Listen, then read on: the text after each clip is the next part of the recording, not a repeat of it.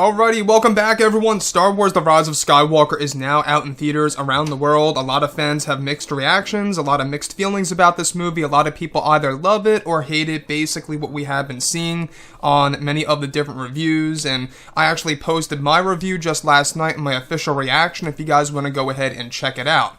This is Mike ZEROH. Make sure to subscribe if you're new to the channel for future Star Wars content. Now, one thing about The Rise of Skywalker that I wanted to point out is there is a potential movie mistake, I would say toward the very end of Act 2, that has to do with the Wavefinder device. Now, in case you guys are not familiar with the Wavefinder device, we will be going into spoilers, so if you guys have not seen the movie, I do highly suggest that you guys back out of this video right now. So without further ado, let's get right into this, and let's explain this movie mistake toward the very end of Act 2, or at least what seems to be a movie mistake. Now, when we look at The Rise of Skywalker, there is a moment in which both Kylo Ren and Rey are fighting, and they're dueling with their lightsabers one-on-one. It's a rather decent duel. In fact, I think it's the best saber duel of the entire sequel trilogy, to be quite honest. And as we go throughout that duel, there's a moment in time in which, Kylo Ren feels the death of his mother, or the fact that his mother is dying, essentially. So it distracts him, he gets stabbed by Rey, he gets healed by Rey, and then Rey leaves Kylo Ren for dead on the second Death Star. She just leaves him there.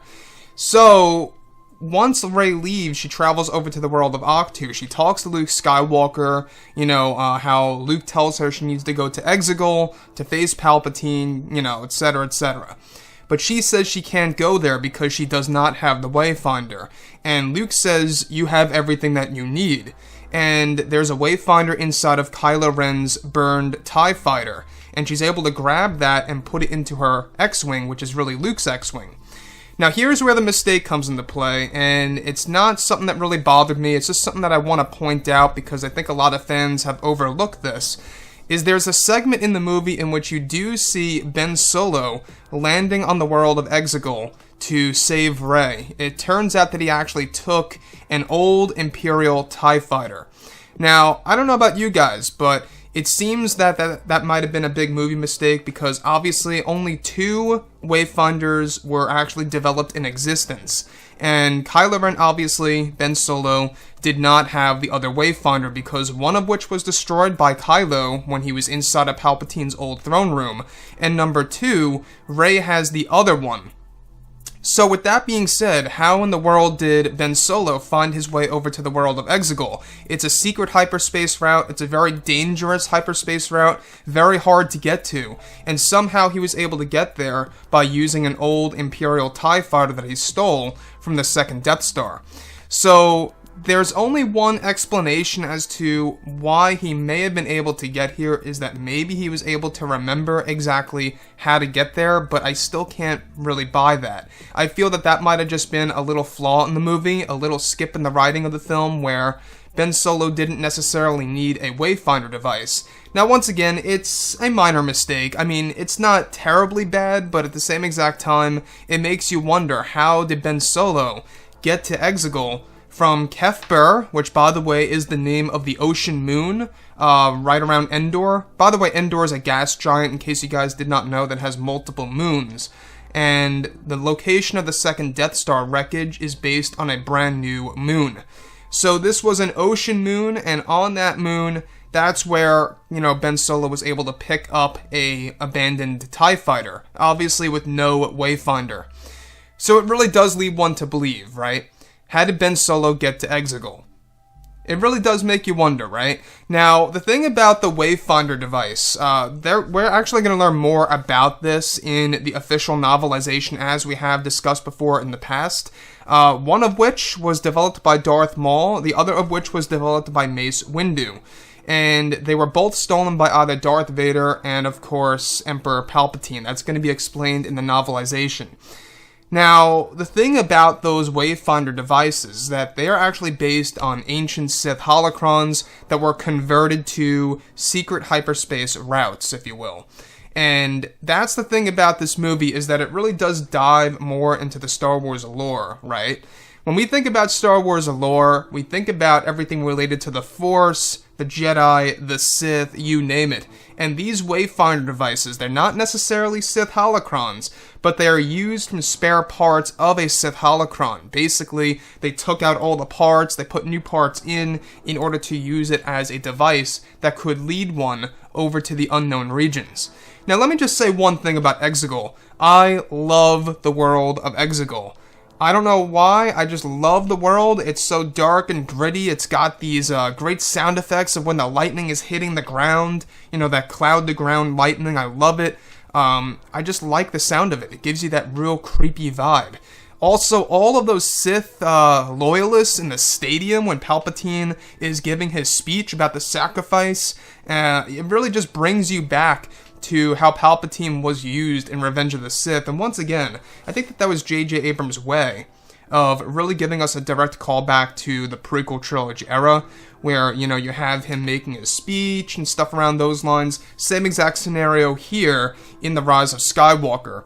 So, like I've always said before in the past, this movie does have some flaws, and this may very well be one of them. Correct me if I'm wrong, if this is not a mistake.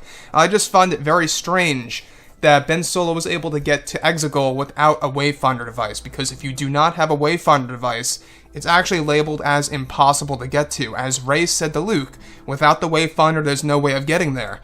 And then Luke says, you have everything that you need. And the Wavefinder device was inside of Kylo Ren's old TIE fighter, so there was only one, you know, in existence at that point in time. Ben Solo had nothing. So, of course, when we look at Episode 9 here, it's going to have flaws. Obviously, this movie was rushed. There were a lot of reshoots, a lot of changes made to the movie. I don't know if you guys knew this. The months of August, September, and October, a lot of changes were made to this movie. I mean, a lot. Like 30% of the movie was reshot. It's one of the main reasons as to why the Knights of Ren have barely any screen time in this movie in comparison to how much screen time they originally were going to have. And not just that, it's the other reason as to why we got barely any Luke and Palpatine in the movie.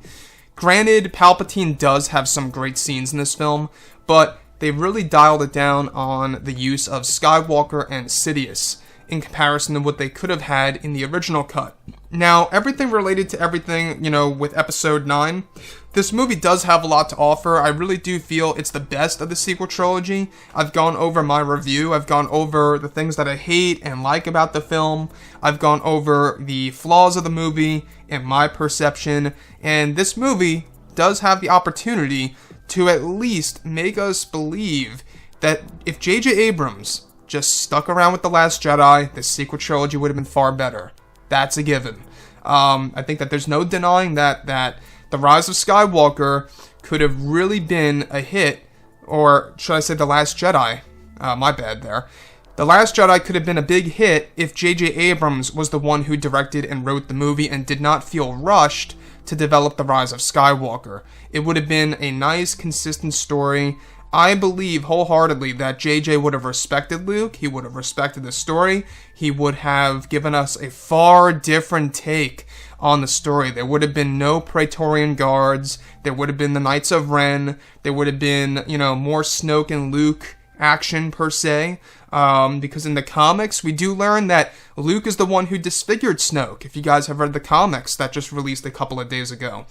As said in The Rise of Skywalker, Palpatine made Snoke. There's more to the story than just that, and obviously there is an open-ended part of this movie, is that within the very depths of Exegol, those Snoke clones still survived. You know, they are within the very depths of the Sith Sanctuary, and they seem to have survived if they were not, you know, destroyed. They didn't show them being destroyed, so they're keeping things open-ended, I believe, and there is possibilities for the future of where that could really go. So, yeah, guys, with that being said, I mean, I just wanted to point out that flaw in the film and a piece of confusion as to how Ben Solo was able to use an old Imperial TIE fighter to get to Exegol from Kef Bir. By the way, Kef Bir is nowhere near the actual world of Exegol, so it really makes you wonder, how in the world did he get there? Kef Bir is literally right around the gas giant of Endor, right around where Episode 6 left off. And the unknown regions is quite a far ways. you know. So, anyways, guys, drop a comment below. Let me know what you think about all of this in the comments. And if you guys did enjoy the content for today, do make sure to drop a thumbs up on this video to support the channel. I thank you all so very much for the kind support, and I'll catch you guys next time.